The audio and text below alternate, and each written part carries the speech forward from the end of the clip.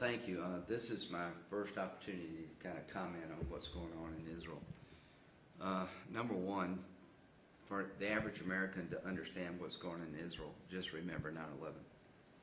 Remember how you felt, if you're old enough to remember what happened to our country that day.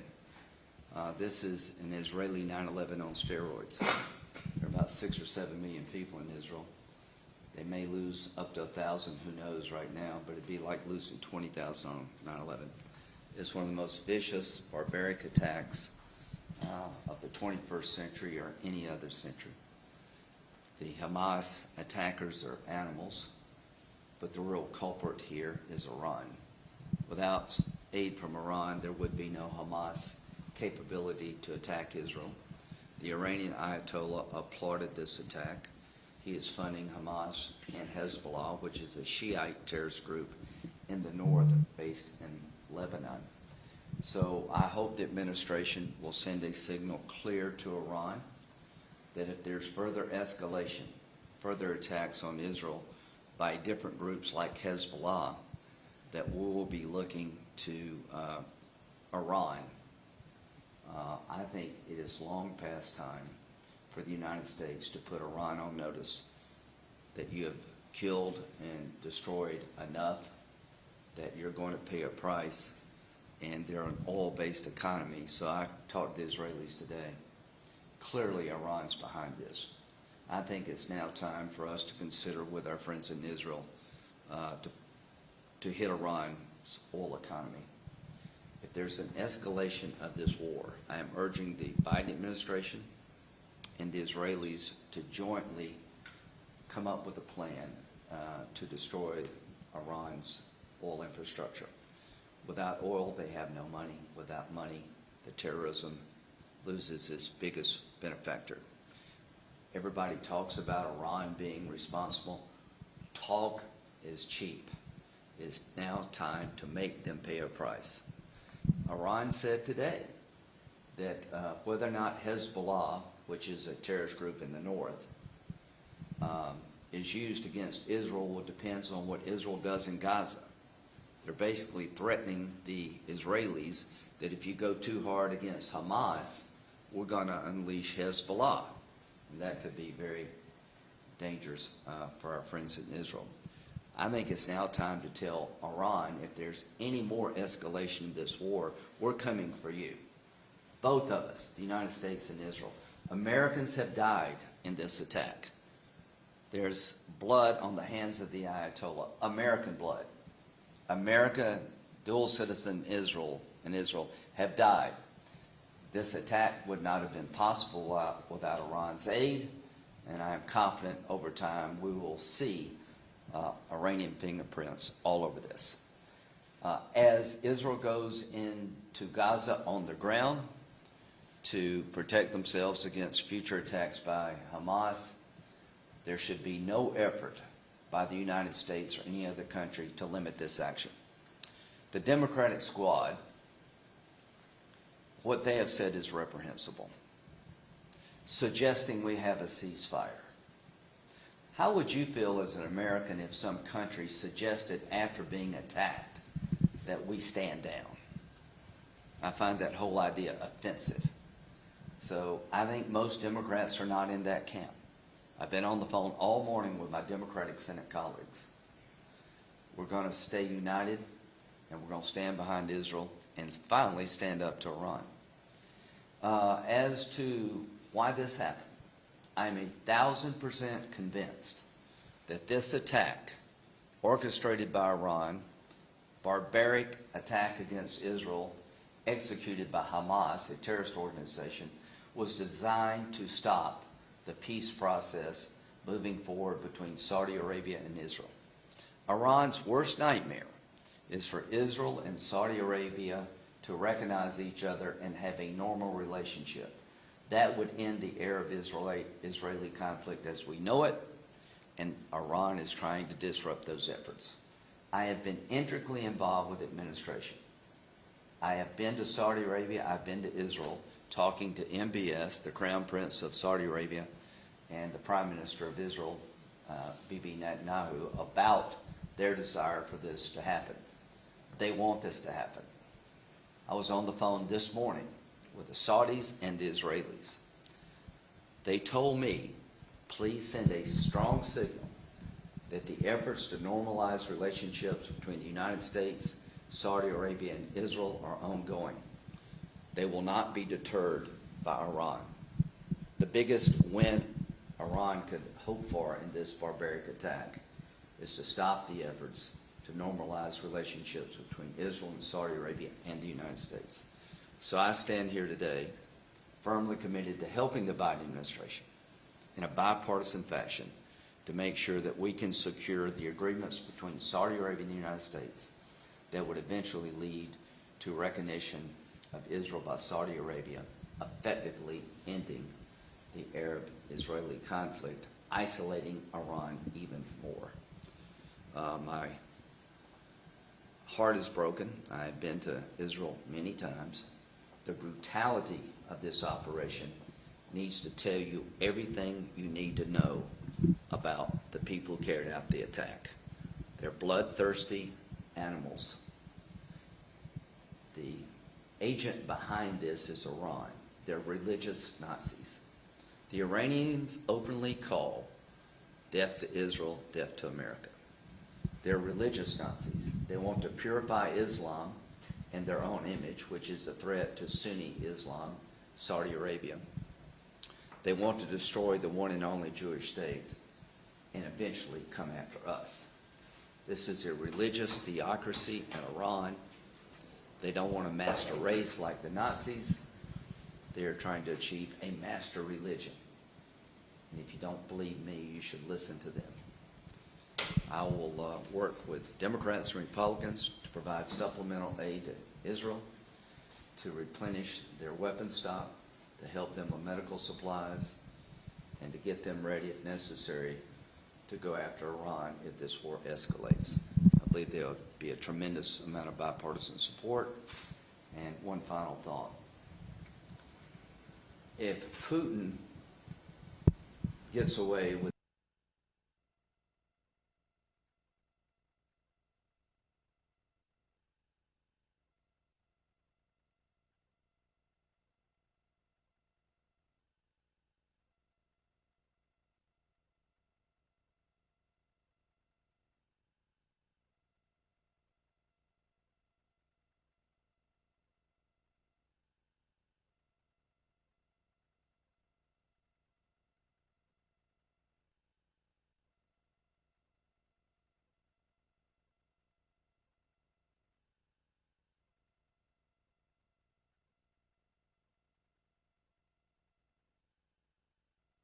and we fold, China will, as sure as I'm standing here, go into Taiwan soon, not later. If we do not stick with Israel, Iran will get more emboldened. It is now time to give Israel the space to destroy and dismantle Hamas. Destroy and dismantle Hamas. Get to the source of the problem coming from Gaza. No more proportional response. The goal of the Israeli military should be to destroy Hamas in Gaza. Thank you. So what does this look like ultimately for Israel? Is it to just clean out Gaza? I mean, because... Long and hard. House to house, street to street fighting. There are Israeli hostages and I think American hostages held by Hamas. There will be human shields. There will be a temptation to stand down or go light. I pray for the hostages and their families, but we cannot negotiate with terrorists.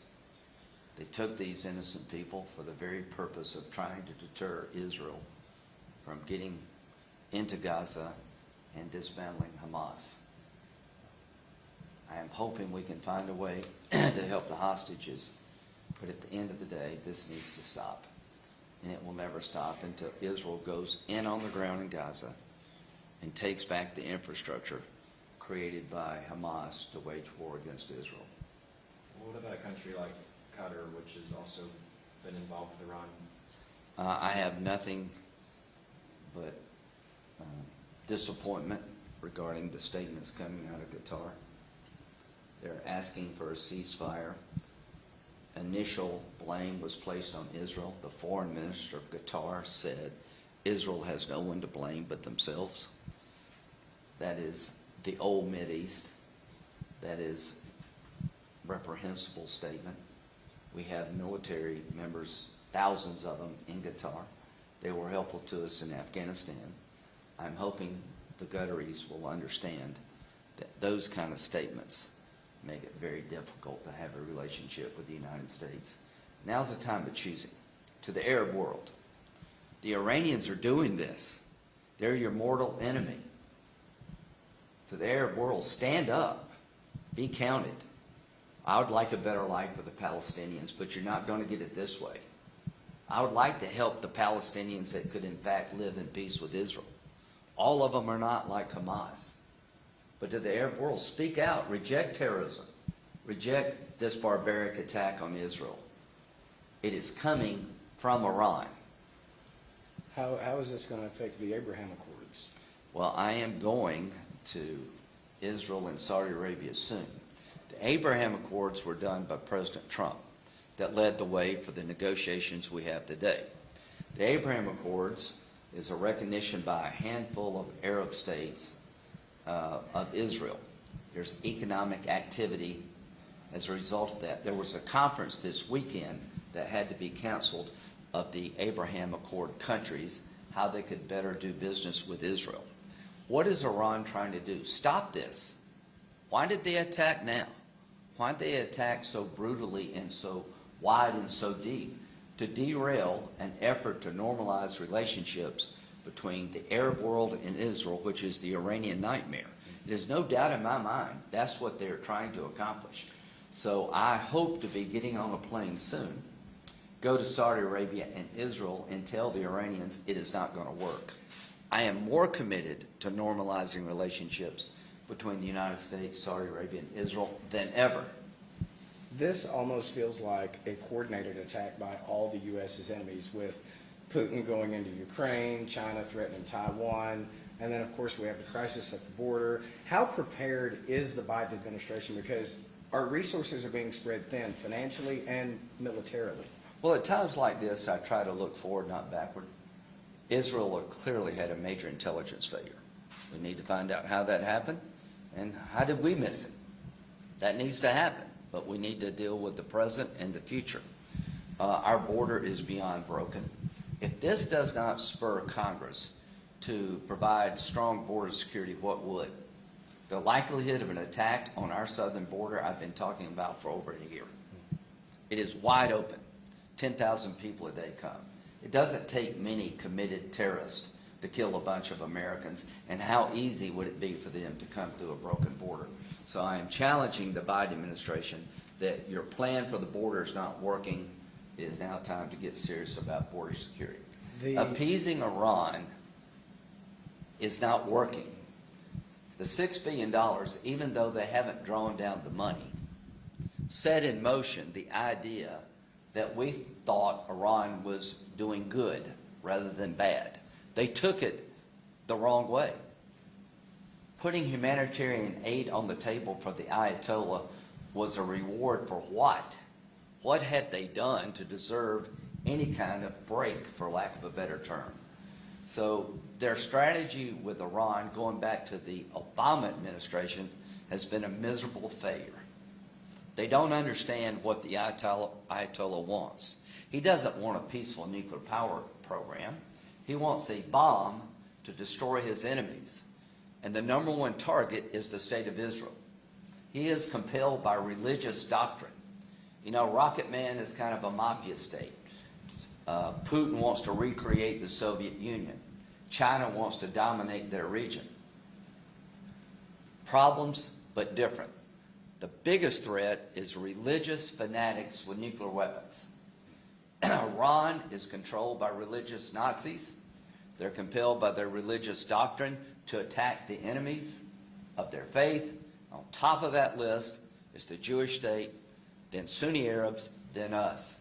So, to the Biden administration, what you're doing is not working. Change course. For bringing it back here to South Carolina a little bit, we have folks here that have family, have Yeah. friends in Yeah. Israel. Yeah. What do you say to folks here and the Jewish community in South Carolina? To the Jewish community in South Carolina, you're a treasure of our state. We love you. We have one of the oldest synagogues in the nation is in Charleston. I have been there many times. We stand with the people of Israel. This war is based on religion. They're trying to kill all the Jews. That's what the Nazis tried to do. The Nazis believed that the Jewish race had to be exterminated to ensure their dominance and the creation of a master race. The Ayatollah wants to destroy the state of Israel. He literally wants to wipe it off the map, and so does Hamas. I heard someone yesterday, the Qataris, argue now is the time to implement a two-state solution. That is insane. Asking Israel to go back to the 1967 borders and create a capital in East Jerusalem for the Palestinians under these conditions is insane. So to the people of my state, our state, who have loved ones in Israel, I'm all over it. They need to shelter in place until we can find a way to get them safely home. And I promise you our friends in Israel will do everything they can going forward to protect Americans. And there are a good many from South Carolina, I believe, stuck over there. Talking about the two-state solution that has been, proposed for decades now. Hamas has been in charge of Gaza Strip for several years. With this, is Israel going to take that land back? So I'll leave it up to the Israelis, but they withdrew from Gaza trying to create land for peace. They unilaterally withdrew from Gaza, hoping that that would set the conditions for peace. They gave up the land and they've gotten war. The Palestinian Authority in the West Bank, this is a time of testing for them. Hope they will stay in the helpful camp. I don't mind helping the Palestinian people with a better life, to give them more autonomy, more control of their own destiny. That can only happen when Israel is secure. So part of the efforts to normalize with Saudi Arabia is to improve the life of the Palestinians. Count me in. I don't look at every Palestinian as a member of Hamas. But right now, it is insane to ask Israel to negotiate with the Palestinians when Hamas is running Gaza. There can never be peace between Israel and the Palestinians until you deal with Hamas. And now is the best time in generations to deal with this problem. To our friends in Israel, don't stop. Go as long as you need to go. Do whatever you need to do. We have your back. Don't stop.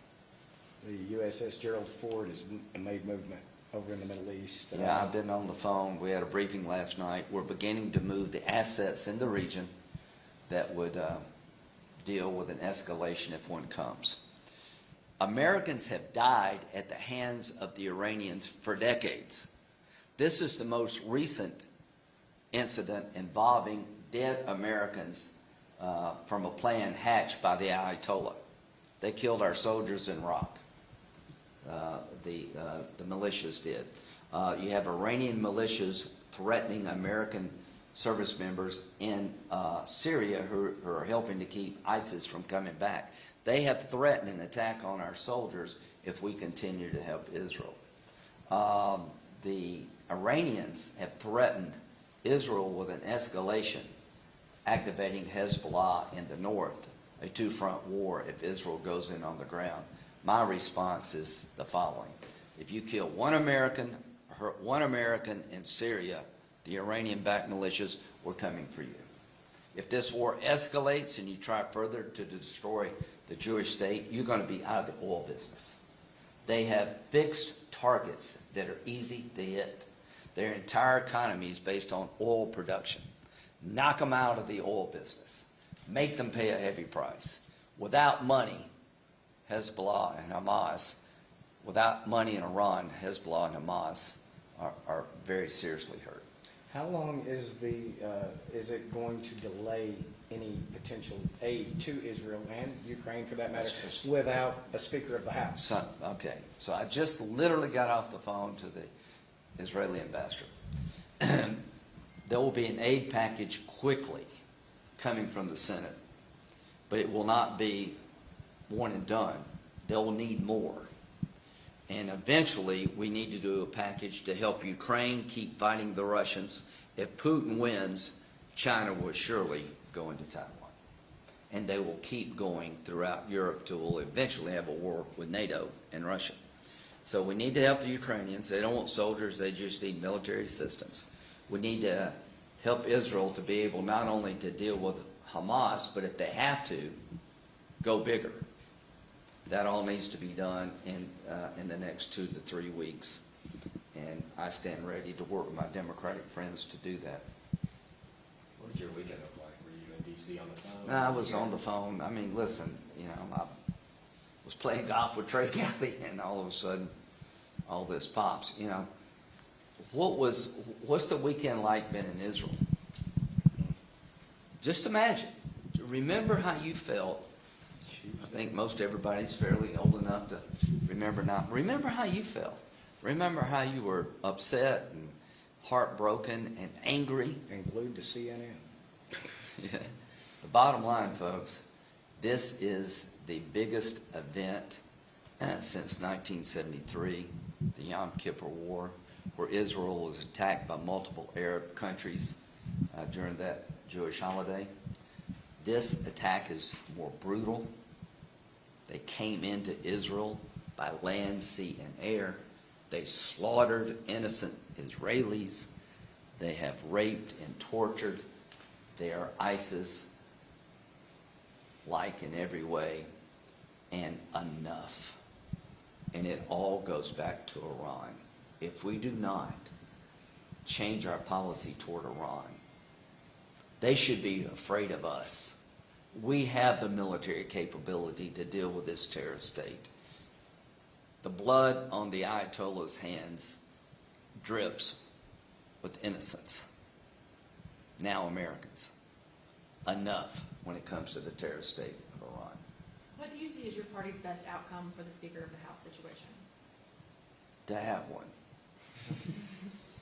You wanna make So, it to yours? those who thought it was a good idea to throw over the Speaker, please reevaluate.